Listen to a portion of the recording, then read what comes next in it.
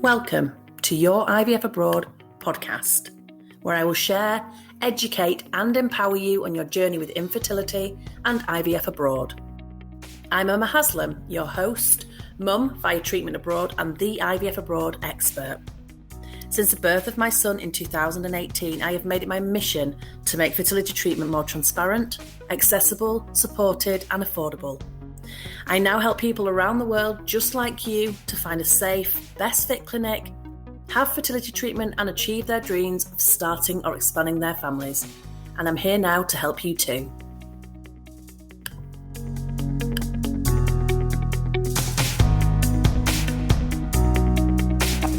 Hey pals, welcome back to this fortnight's episode of my podcast, Your IVF Abroad, with me, Emma Haslam. How are you doing? So, today, I'm here to chat to you about whether having fertility treatment abroad is just too much hassle or not. Let's throw it out there. Having fertility treatment anywhere, abroad or at home, is a hassle. Nobody wants to have fertility treatment, do they? Ideally, I mean. In an ideal world, we have sex and we have a baby. Unless, of course, you're in a same-sex relationship, then I appreciate things are different for you in that department. But nobody thinks when they start trying for a baby, oh, I hope that we can have fertility treatment. Like, that's not the end goal. When it comes to struggling with infertility, then, of course, we all hope that we then perhaps qualify for fertility treatment. Or, as I said earlier, if you're in a same-sex couple, then you want to qualify for that free fertility treatment, don't we? I mean, you know, of course we do at that point, but nobody dreams of having fertility treatment because that's not the way that it should be for us. But unfortunately, for lots of people, it is the way that it is. Now, I know firsthand that if you're thinking about going abroad for private fertility treatment, it can just feel like too much hassle, especially if this isn't something you've done before. If you don't understand the process, if you're not a confident traveller, like thinking about having fertility treatment is already pretty overwhelming, right? So then add in thinking about going abroad. And for some people, it just feels like way too much hassle.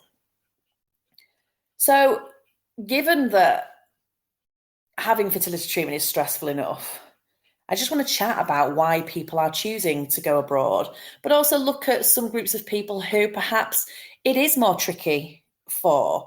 I'm not about trying to pigeonhole everybody into going abroad. It might not be right for you in your circumstances, but it's good to explore, isn't it? And to find out. So when I went abroad for my donor embryo treatment 5 years ago, this was not something I'd heard other people doing. I mean, of course, they must have done, and I must have seen some bits of stuff somewhere. But the numbers of people going abroad then for treatment versus now is dramatically different. And I very much felt alone with it. There were some old kind of like threads on some forums that were kind of out of date. But nothing like there is out there now, certainly no podcasts, no blogs. And I didn't know anybody, you know, even a stranger online that I'd spoken to that had done what I was about to go and do. And, you know, infertility, well, you will know, of course, affects millions of people globally. And, you know, there are so many reasons why people are going abroad for treatment, like IVF, ICSI, IUI, egg and sperm donation. It might be things like being unhappy with the IVF clinics in their home country. So some things that I hear are things like customer service or lack of, the cost of fertility treatment in people's home country. And in many cases, a lot of my clients, they have had accessibility issues. So that might be to state-funded treatment, or even in some cases, private treatment. And accessibility issues, I mean things like people's age, BMI, they might be single, person of colour, older, you know, in inverted commas, or part of the LGBTQ plus community. And by going abroad for those groups of people, moving out of one country and looking at many, then all of a sudden there are perhaps options of more favourable legal frameworks and more liberal laws. And of course, if you're looking at egg and or sperm donation, and you want the choice of anonymous or anonymous donation, that matches to your phenotype, which is your hair colour, your eye colour, your build, your skin colour, amongst other features, then you've got those options, and you haven't got the long waiting lists that certain groups of people, particularly for donation, have, say, for example, in their home countries like the UK and Ireland or wherever it is you're listening from. There are also now many countries that will provide fertility testing and treatment to patients overseas, and that have, a lot of clinics that are now very well sort of set up to look after international patients through high quality services and great communications. Like, this is big business for them. So they've got to get it right. And so this has been a big change since I went abroad. So I mentioned at the beginning of the podcast, there are some groups, however, that it is definitely more tricky for. And, this is something that you need to think through if this applies to you. So teachers, for example, that's tricky. If you're not able to take any holiday outside of official school holidays, maybe in your school you can, perhaps it's different. But if you can't, then, that makes things really difficult because, kind of working around the school holidays.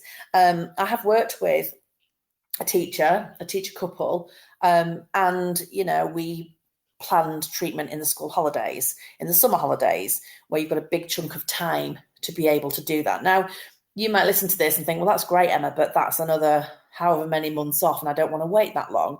So for you, perhaps going abroad would just be too much hassle.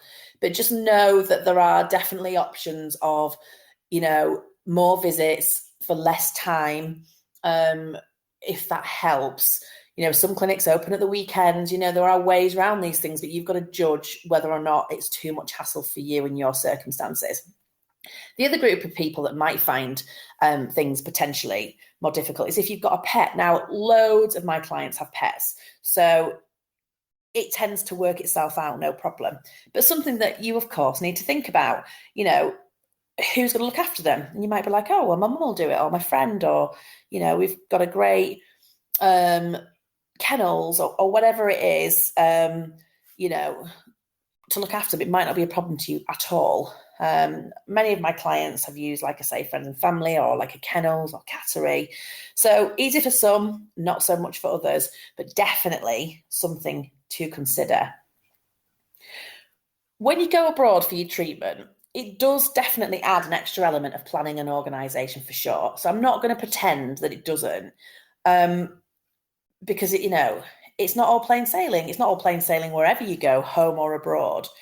But if you do your homework, and your due diligence, and you choose the right clinic that meets your needs, that is safe, and you're organised, then there's absolutely no reason why, for most of you, it would be too much hassle for you to go abroad to have your treatment. You, of course, can enlist the help of somebody like myself to cut down on some of the hassle for you, and the time involved. That definitely would help in terms of that. And, there are so many benefits of going abroad. You can take the opportunity to truly relax away from the stresses and the strain of home lives. Like, don't underestimate the power of this. Yes, it's not the same as going on holiday pre-fertility days. I know that. But you will be surprised about, versus kind of balancing things in the UK and having that breakaway, and how much that can impact on you positively. And, you can explore another country, a new one perhaps, or somewhere that or go back to somewhere that you love. When we had fertility treatment abroad, it was a really special time for us. And as we were only at the clinic, literally, I think twice, it meant that we could get out and explore the local sites and restaurants and just focus solely on us and doing the things that light us up when we're away. And I really do believe that for the majority of people, the benefits far outweigh any hassle. So yeah, that's me and my two penneth on this one today. If you would like my help with things like finding a safe best fit clinic and navigating your treatment abroad, both practically and emotionally, then please do get in touch. My email is hello@yourivfabroad.co.uk and just put in the subject line podcast so I know where you've come from, and I will be in touch. If you're listening to this in real time, I only have 3 spaces remaining to work with me one-to-one starting in 2022. It was 4 on Friday, it's now 3. So spaces do go fast. So if you are interested, then please drop me an email. We'll have a chat, see if any of my services could be helpful and if we're a good fit. If not, I'll try and signpost you elsewhere. But I would love to be helping more people to find their dream clinic and to take back some of that control, stop the waiting, get some answers, make their money go further. And to all of the people out there struggling to get treatment due to accessibility issues, to help you, because you've got enough on as it is. And some of the barriers to treatment in countries elsewhere are down to things like money rather than things not being safe and that kind of thing. And of course, all the clinics I work with are safe clinics, but, you know, people are being told no, perhaps in the UK, and then they're working with me and they're having babies elsewhere through treatment. So no, I can't promise you a baby at the end of it. Nobody can. But what I can promise you is that you're going to be able to make your budget spread further, that you're going to be talking to and having treatment through really, really safe, world-class clinics, and that you're going to be matched up to clinics that best suit your needs to give you the best chance of success. But either way, no regrets, whatever the outcome, and I would love to help you. So get in touch at hello@yourivfabroad.co.uk if you're interested in talking more about how I can help you. If not for now, enjoy the next 2 weeks until I come back with my next episode. Bye.